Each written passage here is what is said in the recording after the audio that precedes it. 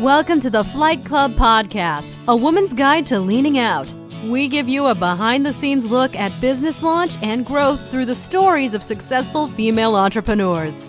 Here's your host, Felina Hansen, founder and CEO of Hera Hub.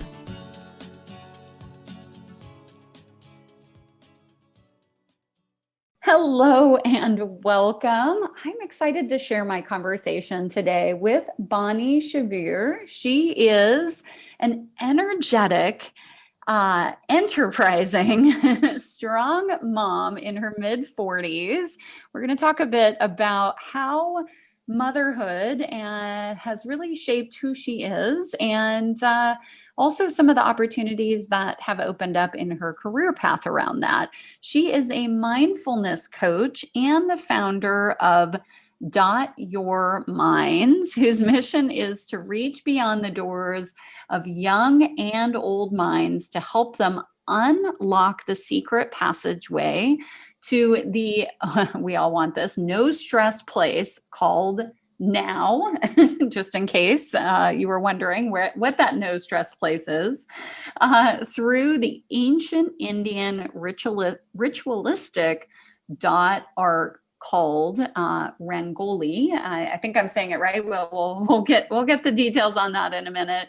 She's committed to helping her clients train their minds to achieve clarity amidst chaos and challenges from her own life's experiences with challenges through mindful dot art ritual. So I'm excited to learn about what that is. I've seen a couple of images, so I'm excited to dive in and learn more. Welcome to the show today, Vani. Thank you, Felina. Thank you so much for this opportunity to be on.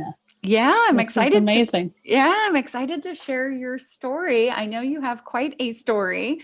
So take us back, tell us more about you, who you are, and take us along your career path. And we'll definitely come back to your business, but we want to learn about you first. Okay, perfect. I was born in a place called Gokarna. That's a southern part of India, and it's a beach city. My parents were from the same small town. It's called Western Ghats. It's completely tropical where I'm from. And I was born by the beach, and I grew up in a tropical rainforest surrounded by bamboo plants. It was a small town where my dad was a professor in economics, and my mother worked as a telephone operator with the central government. So it was a really small town, really cute town. I had a brother, and I lived as a joint family. That's how I grew up. It was a small town home with 7 to 8 people in it, my uncles and aunts staying with us, and a really small kitchen. But we lived happily. It was the best ever time of my life, living with my uncles and aunts in a small apartment. And I learned everything I know to be this action-oriented person from my mom, who woke up at 5:30 in the morning, kept going till 12 in the night. And my dad was always there as that, I think, the business side. I always watched him grow from a really poor family, like they came from a village, but then he brought himself up as an economics professor and invested in whatever he could in all the stocks. And he took many side gigs on the side to become, it's almost like he was from a poor family, but finally became upper middle class by the time he passed away at 67, 5 years ago. So I've seen growing up, I've grown up seeing all this, and I took to be a computer science engineer, which was my goal after my 12th grade. Had an arranged marriage. That's how I think 60% of Indian marriages are, even now. And just saw my husband a week before I got married to him. I guess it was Okay, love hold at on, first. hold on, hold Yeah, on. yeah, This yeah, is yeah. this. Wow, okay. You're like, and I had an arranged marriage. Like, Yes, so I jumped know into this. it. I know this is normal. But Yes. it's how. Okay, I want to go back here a little bit Mhm. because you said engineering, that was computer science, that was, you knew that, which is really incredible, Vani, Mhm. because Mhm. here in the States, well, I'll speak for myself. I have such admiration for women in computer science. I'm Mhm. just in awe. My brain doesn't think that way. And so I'm Mhm. just absolutely in awe. And I am so passionate about getting more women into the Mhm. industry. Mhm. So I know we'll come back to that a bit in your career path as well. So number one, kudos to you. Amazing. Thank you for being an awesome female engineer. Number Thank two, you. okay, arranged marriage. How did that, I mean, I know this is normal, but how did that Yes. feel? I mean, how did that feel? Oh, that's perfect. So the way it's as we are brought up, right? It's almost like fairy tale dreams a girl has. It's like, oh, my dad is going to choose a perfect guy for me and I'm going to get married.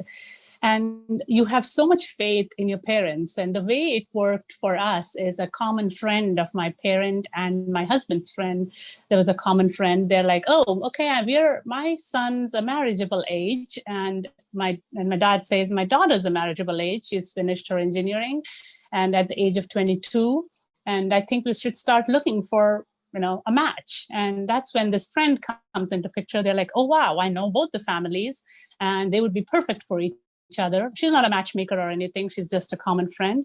And that's how we were introduced. And there's something called horoscopes. You match.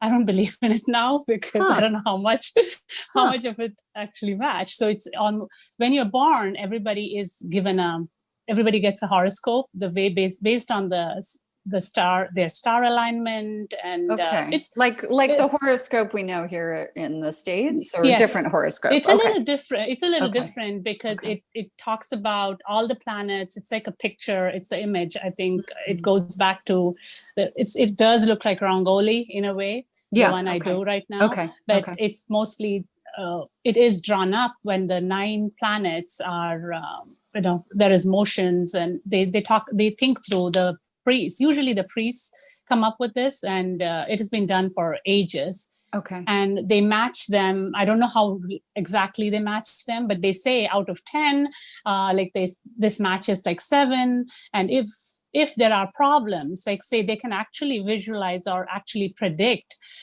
if say take 2 horoscopes and they see something huge coming up in their life, it's like, oh no, this match cannot happen, like because of Mm, the girl, the guy is going to die in like 10 years, mm. or maybe because of the boy, this girl's family is going to have problems, or things like that. Like they see major issues in the match, they will never go for it. So you're And basically using astrology to match people. Is that yes, for the most okay? part, yes, yep, yeah, Interesting. for the Huh. I yep. didn't So realize yeah, that was the process. yes, hugely, and that's how it was done. And even to date, to some extent, some families do that, but it's going away. It's Okay. lost, mostly love marriage. But that's how for me it was like, oh wow, the horoscopes match too. The boy is an engineer and she already is an engineer, and educationally they'll be sound together, because once I come to the States, I could find a job and it'd be easy for me to settle in. And the thinking would be the same because he was a computer science engineer too. And that's how it was. And there is something called, you come and meet the guy's family meets the girl's family. I love this story, and which my husband always jokes about, that he flies in from the US and he's in jet lag, and I fly in, I come by train from another city, Chennai, to Bangalore, and that's where we meet in a hotel. And we talked for an hour, and he asked me some questions and I asked him some questions. But he was good looking and he thinks I'm good looking. That's the first thing was crossed. Well, And okay. At least we've got a little compatibility here. yes, yes, exactly. And then we both love music. We knew that, and that's about it. And then because the horoscopes had matched, 10 days later we get engaged, on December 4th. And I just finished my 22nd anniversary on December 14th. Oh my gosh. And within 3 weeks, he had 3 weeks vacation. And this is how you will see a lot of Indian computer science engineers, especially, they get married in December who are flying in from US because they have the 3 weeks off. And the girls are all lined up. I was the first one. He never went to another second one. That's, I guess, a good sign. And we just said yes, believed in our parents. And we said, okay, let's jump in on December 14th. There's a huge ritual that goes on. We have a fire pyre burning and we go around it. It's like you go around it 7 times with a knot. You tie both of your whales, like he has a whale on himself and then I have a whale too. And we tie it up and go around it 7 times, saying symbolically that we are tied together for 7 lives now. Wow. Amazing. And 22 years later, you're still married.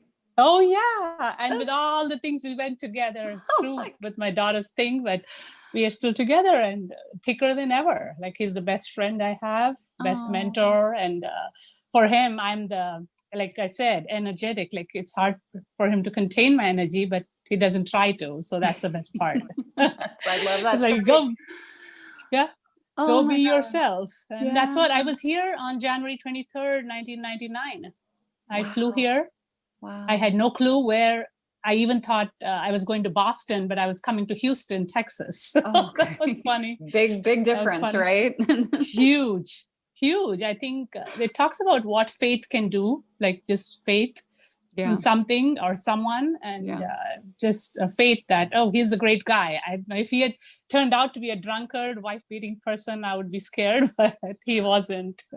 That is amazing. Oh my gosh. Yes, that was 22 years ago. Wow. Well, thank you for sharing that. Let's get into your career path a bit. Mm-hmm. So you arrive here, you've got this engineering degree, and I want to make sure we have time to get to your business too, your new business. So, so just, kind of highlight for us, what did your career path look like over the last 20 years or so? Sure. So I came in here with a whole dream, like I didn't, I wanted to just find a job right away, right? But I'm on H4 visa back then, and getting an H1 visa, which is where you get to work, it is difficult. And usually H4 visa, a lot of us girls who've come in from India have encountered this problem because I didn't have my green card yet. It was still starting to process. So I don't have a work permit and I don't have the experience of having worked in the industry other than 1 month of having worked right after my engineering. So it was a tough time. I kept looking for jobs. It never happened. And it turned into 3 years of me not finding a job here. And the next step, I stopped looking and I got pregnant with my daughter. So that changed my whole life. On January 18th, 2002, I think my life changed because I had around then I got the work permit. It was, I think she came with a lot of good news that I got my work permit now. I was all determined that, okay, I have my baby, that's taken care of at the age of 25, I'll be a mom and I'll jump into the career because I'll have my visa by then to work permit to work. But, man proposes, they say, and what's that saying? And God is the one who, decides the path you take. And for the next 18 years, I ran my life, career path in parallel to my daughter's medical needs. So I think I was basically becoming a medical professional and still looking for my computer science engineer job to some extent, but I had to change that. I had to change my outlook. I had to change everything because my daughter was born with a medical condition called epidermolysis bullosa. So what does? What is that? Yeah, it's a skin condition, happens by mutation, and 1 in 100,000 people get it.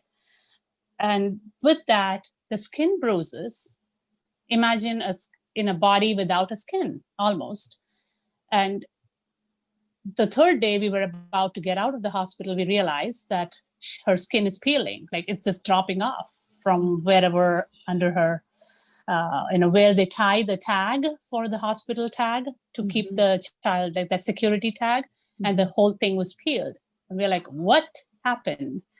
And I was shipped right to the emergency, and they took a biopsy, and we realized she has epidermolysis bullosa, where skin does not, the genetic condition, what it does is it doesn't have the Velcro, right? It doesn't stick. Skin doesn't stick, and it's sticking with really, really flimsy. And once it peels off, the skin doesn't know how to heal. So now you have open wounds all over. It could happen anywhere. Like we couldn't lift her up under our arms because the skin would peel. We couldn't put diapers on because the bottom would peel. We had to hold her in a particular position. And now her internal organs, like her trachea, started getting involved. And at the age of, now we are in and out of the hospitals the whole first year. But her growth, because she's, mentally she was fine. And so that was our blessing. And by the age of year and a half, her trachea got involved, and her voice box is friction. So EB in short is what we call it. That cannot take friction. And the voice box is friction, and it closed up on her. And at the age of exactly a year in Houston, Texas, they said, we need to put a trach right now. And we're like, no, we don't know what that is. We don't want to do that. Like, we don't have any support, family support. It was just my husband and I, because my 9/11 had happened back then, and nobody could come to help us from India. Everything was frozen. And so we're like, we have to have family. Only then we're going to do this. And at the age of year and a half, when we moved to California, right then, we took 6 months of risk, but waited for family and finally put the trach in. And she's now in UCLA after 18 years, with the trach. But it has been a journey in and out of hospitals all throughout. Oh my goodness. Yes, but in parallel, going back to my career, now after 4 years, I had to find a place for my daughter, right? The reason, I'll tell you why I'm saying that, because when I go into the school system, they're like, I cannot just leave her in the school system because anybody could be bumping her, and she could get bruised. She has a trach. She doesn't know how to handle. So they said, somebody has to watch her in school. I said, I'll watch her. And somebody said, they're like, if you're anyway going to watch her, why don't you get a school, just become a paraeducator at school? I'm like, oh yeah, I could do that. And I totally forgot that, leaving aside my computer science engineer job, I had already worked in Target because I needed a break. So never getting into that whole mindset of how can an engineer be working in a Target, which is a huge social thing and upbringing in our Indian families. It was hard to let go of that and just shut out the society and do what's best for me, because I had to be sane for my daughter and my husband. So I took up being a paraeducator and started my school career path. So I became a paraeducator for 4 years, watching my daughter. It was almost like I had to put her independent. I had to keep her independent, not dependent on me, but become a self-dependent person with her own aid. I trained somebody else to be her aid, but I used to watch them because nobody could be trained there for taking care of trach, because if she stopped breathing, we lost her, right? So I had to be watching the aides, but my daughter didn't have to know that I'm there, right, when she was growing up. So she grew up pretty independent with amazing friends next to her. And when I felt like it was time for her to, for me to go away from her, I became I said, okay, I can be a substitute teacher. It's like, I can manage people. Yeah. And so that's when I became a substitute teacher and loved every bit of it, because every morning I didn't know what I was going to get into. It could be a sense of preschool. adventure. Yes. So it could be a preschool, it could be a 6th grade, it could be any kind of class. And I loved every bit of it. I have so many stories. I think hopefully I'll write it in my book. Yes. But so I moved on, and now again, my daughter was in middle school. I said, okay, it's time. I think I should go back to computer science engineer and make use of that degree my dad got me, Yeah. And that's when I met a friend who that's how I think my life has been. She talks to me, she meets me in a cultural event. She's like, I'm thinking of opening a company. I'm just looking for help. I don't know. It's like, I don't know what to do. She's like a free spirit like me. And she's like, I said, I can help you. I'm looking for a 6-hour computer science gig. And she's like, yeah, can you? And she sent me this PDF of 100 pages on Friday night. And I think I was ready, and I needed to know, this is called the Java programming language. And I took it up. I looked up, I read the whole 100 pages in 2 days. And then I was at her doorstep on Monday morning. Monday morning. I said, okay, I get it. What do you want me to do? And she's like, what? I was like, you said you are looking for a person, and I'm here. I have 6 hours in my hand before my daughter comes home. And I jumped right in. She's like, oh yeah, come on, let's jump on. And I became her personal assistant, her coder, her QA, like the quality. I had to test things for her. And I had to become her project manager. In the next couple of years, I became a contractor with her and did all that I couldn't do in 10 years of my, because I'd landed in 99. And then I kept going with my daughter for another 10 years, in parallel. I never touched computers in between. I tried another small business of selling educational toys back then, which didn't work. I'm like, oh, this is too much more work than the money. So I left that. It didn't. But then the business was there in my head. And so I got my experience as a computer science engineer for 3 or 4 years as a contractor. Coding, developing, our project management systems, and managing people in India, and grew pretty high in that ladder. Yeah. But and then finally landed a full-time job. That was my full-time job. It was so perfect, the timing. My daughter went to high school. She took up a school called Orange County School of Arts, where it's from 9 to 2, they teach. It's a proper high school, but after 2, they are trained to be into entertainment. Or she became a creative writing person. Nice. And so I had my 9 to 5. Things just fell into place, and I didn't have to look for a babysitter or aide, because the school had aide for her the whole day for her medical needs. And I was here working from 9 to 5 as a project manager in Lightbox for 5 years, and built a beautiful product. Made amazing friends for life there. That's great. And it was time COVID hit. And I got laid off in this February. Oh my goodness. What did Lightbox, or what does Lightbox do? Lightbox is, they develop a product for something like, Zillow, right? Something like Zillow, where they are a GIS company, where their product allows you to map your real estate for the most part. Real estate, or all these entities like, say, I'll give you an example. Irvine Company was one of my projects here, and we had to design all the GIS, like geographical spots of where each of their retail center is. They're drawing maps on that, and then it's mostly map oriented.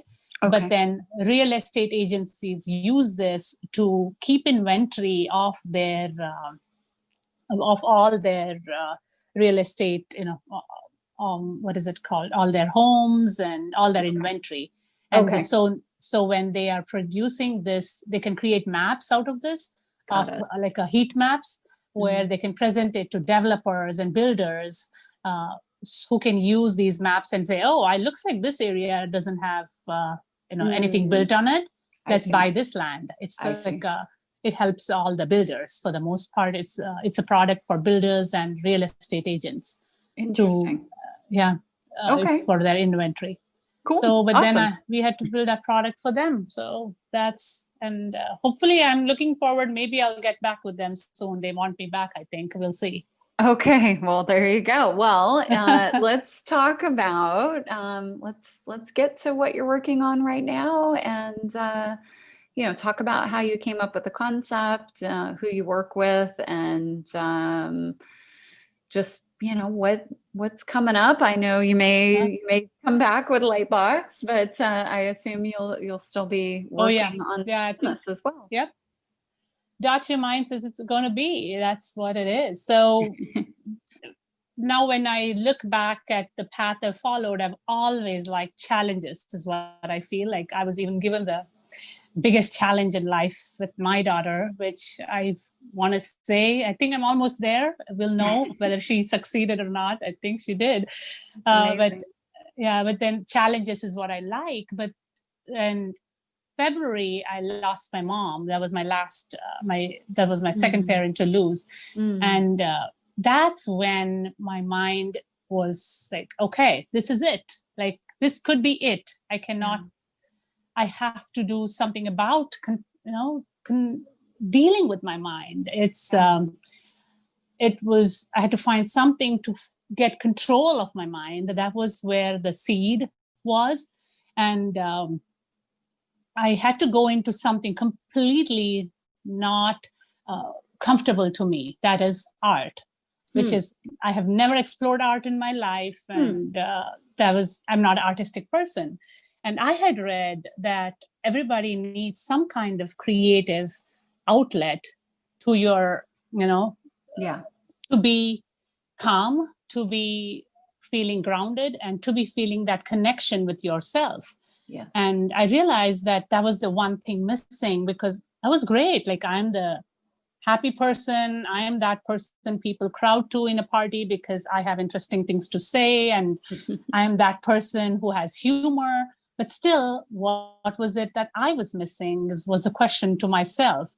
And that's when I took the sand art, which is an ancient Indian art, which my mom and grandmother did every morning in front of their house. But I never caught on to it because we were busy studying, and it's a saying in an Indian language that the medicines that grow in your own backyard are never valuable to you.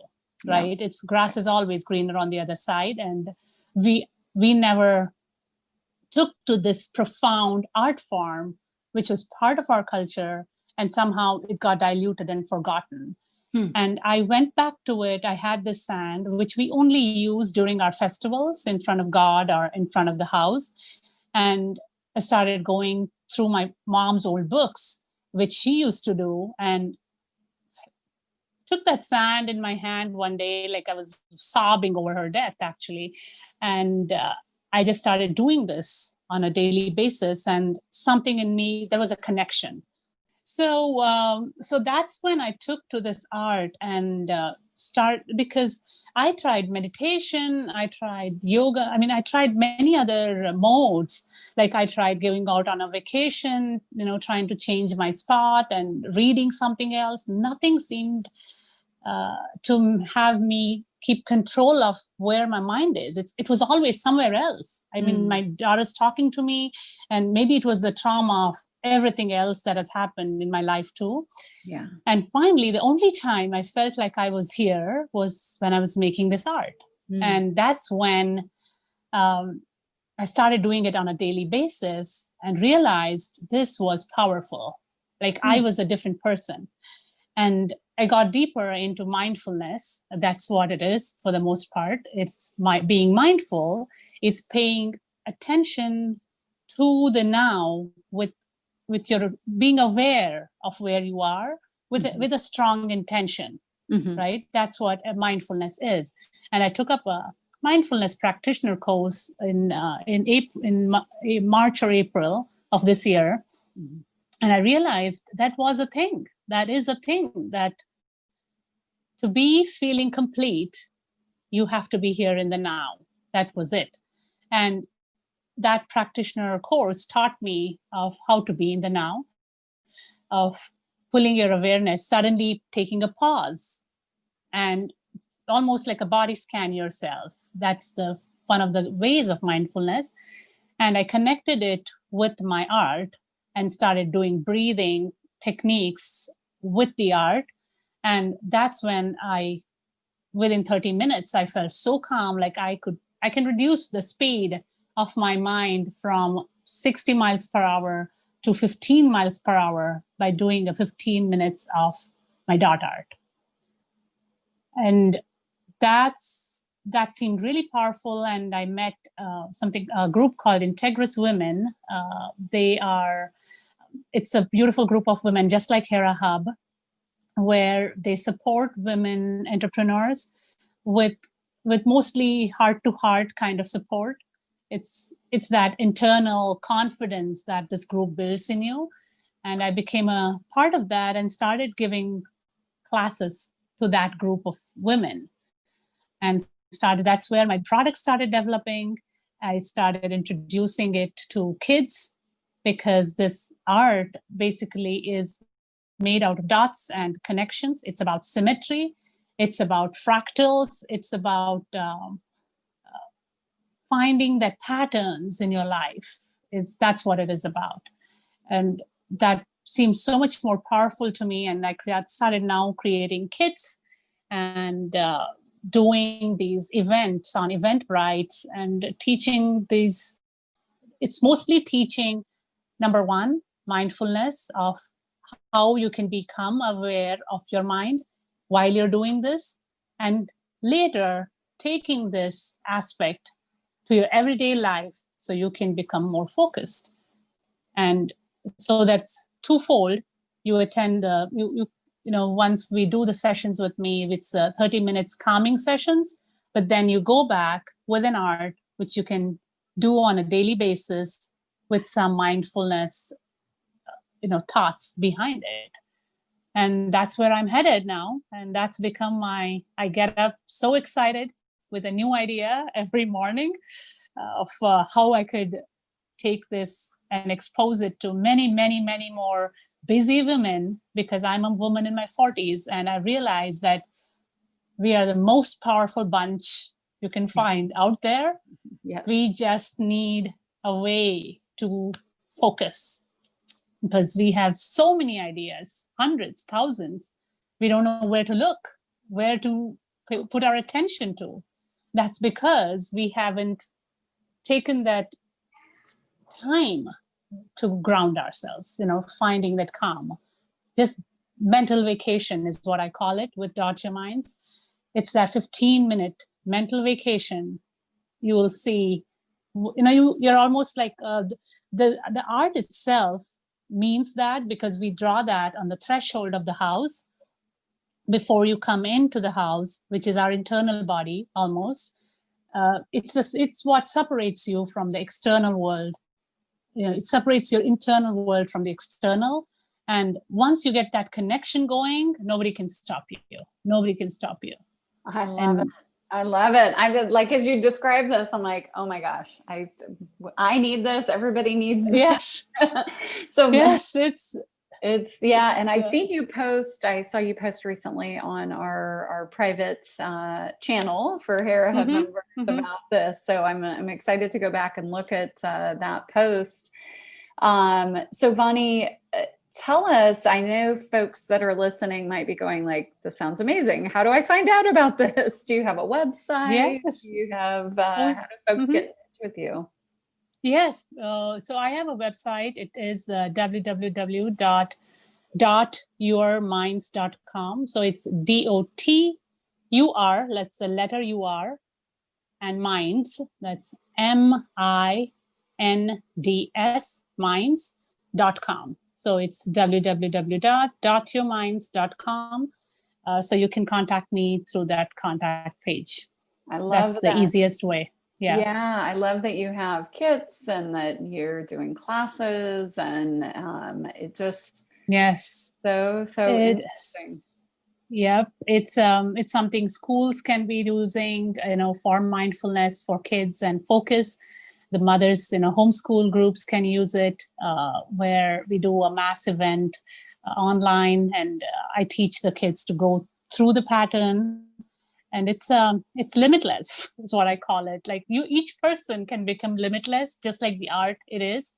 It can, the way the symmetry is in the art is, it can go, you can keep building on top of it because the foundation, the core is strong. So that's what we all have to be aiming at, making our core strong, so nothing can affect you. Like if you wanted, like my whole journey this past 7 months has been me experimenting the power of this process on myself, because I had to, why almost not stop hearing that you cannot do this words, but keep focusing on why I can do this. Yeah, absolutely. That's what this whole dream of mine is about. It's like that, spreading like a wave of mindfulness to help so many of the women like me, like the moms who can be present with their kids, right? When you are with a kid, be with the kids. She wants to tell you her school, something that happened at school, and we are never there, because we are like, we are in the past, worrying about all the judgments people they made on us, or we are worried that will I make it to the next month, the next quarter. Yes. But you've lost that time with your daughter, those 5 minutes. She's asking you, that's all you need to give. They don't ask you to spend hours. The teenage especially doesn't want you around her more than 10 minutes.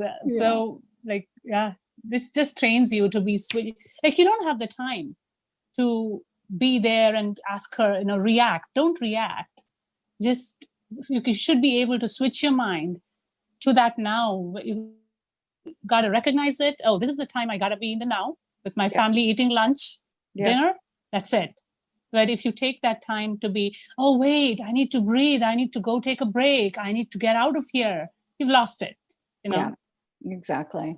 So, well, it sounds amazing. I'm excited to learn more about it. As somebody who, I think, I have learned to call myself a creative person. I wouldn't say I've always thought of myself as a creative person, but I think what's always held me back from making art, which ironically, my mom is an incredible artist, and my whole that whole side of the family, I can see that in Hera Hub. Like Hera Hub shows it. Yes. Thank you. I appreciate that.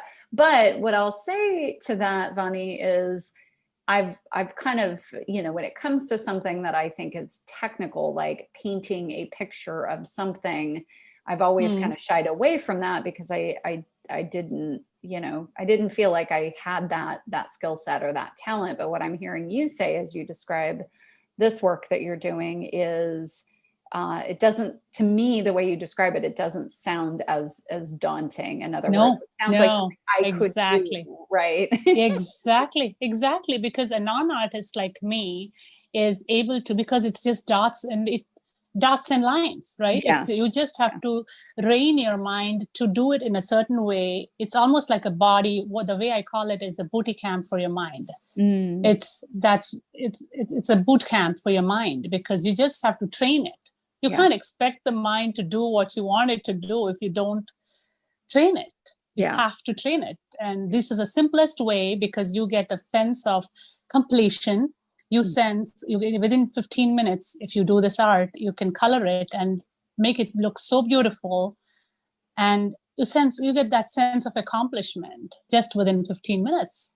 And a lot of us, like who are entrepreneurs and moms and special needs moms or homeschool moms, we have endless things which will never get complete. And so that sense of not having completed is what kills us, because we don't feel like we've completed anything, right? But in the middle of the day, take a 10-minute art of this one finish it up, and then you focus on it, and you have a beautiful picture which you've completed. It's simple, and it is, you've accessed the other side of the brain, not your task side. I think it's the left or right. I always get confused. The right is the art side, I think, and Yes. the left, left is the task oriented, and our task oriented is what even our education actually teaches us to access our left. Yeah. But we need the art for the right side. We have to access the right side to feel a complete person and be happy right here, right now. Yeah, absolutely. It's with us. It's within us. I love it. I love it. Well, thank you so much for sharing your story with us, Vani. You're welcome. It's been a real pleasure. Oh, thank you for having me. And then, anybody is welcome for a free class. I do Sundays evenings at 7:30 p.m. PST. I offer a free session for anyone who wants to try it and see the power of it. Awesome. Well, sign me up. I'll look at some dates coming up here. I'm excited to learn more. Perfect. And thank you so much, Felina, for this opportunity. I love Hera Hub. I got introduced to Hera Hub by Vicki Johnston here in Irvine, Hera Hub Irvine. Yeah. And I've been an ambassador, and it's been just amazing to work with Linda. And then just coming into the space, oh God, it's a beautiful space you've created. I hope you get to create many more spaces like this. Thank you. We're working on it. Yes. Thank you. Thank you for joining this week's episode of Flight Club, sponsored by Hera Hub. We look forward to sharing more success stories with you soon.